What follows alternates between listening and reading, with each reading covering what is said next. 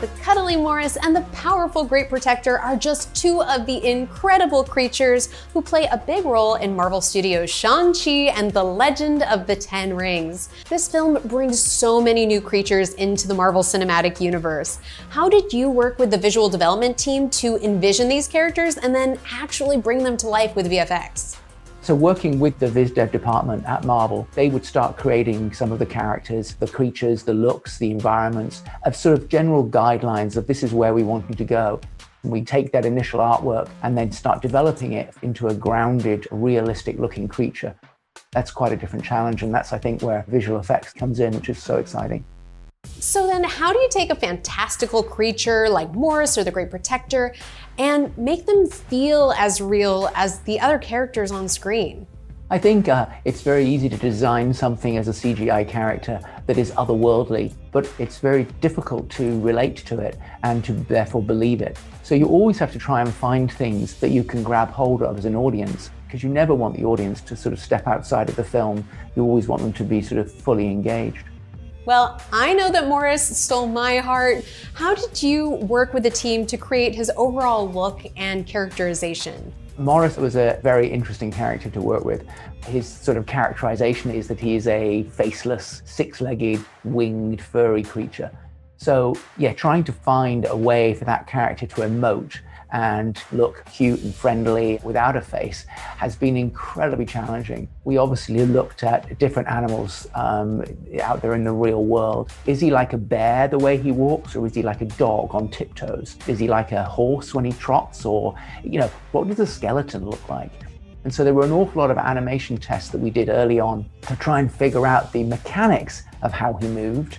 The other thing you have to really consider is how the feathers work and the wings. And so we're looking at ostriches and other strange looking creatures, trying to really figure out not only the ergonomics and the mechanics, but the physiology and the aesthetic to try and make it feel as real as possible. So when Morris is in a scene with another character, what are the actors using as reference? So during filming, obviously one of the key things is trying to explain to the actors exactly what it is they would be looking at. The way it was manifested on set was a big green cushion that the actors had to lift up and hold and stroke and prod. We had Morris on a stick. We were able to sort of puppeteer him across the floor to act as an eyeline. So once you get that footage from set, how do you go about actually bringing Morris to life? The first thing is tracking it in relation to the camera and in relation to the world and in relation to the actor. You can then start replacing the cushion with a CG character that you've created. The big challenge then is the interaction. And obviously with Morris particularly, he's got fur and he's got feathers. And so we would have our actors be touching the green form, and then we would replace that green form with our furry character. And then it's a matter of lighting it and rendering it so that it looks exactly like the lighting on the actors and the set pieces around them. And it's a very, very careful process of compositing that character into the scene correctly within the set and under the fingers and all that kind of stuff. And it takes many, many weeks, months to do an individual shot to get it to look as real as it does in the film.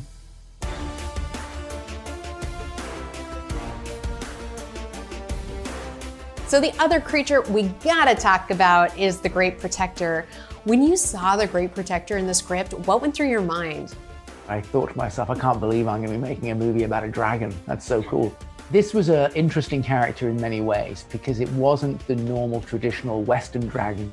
It doesn't have wings. It doesn't breathe fire.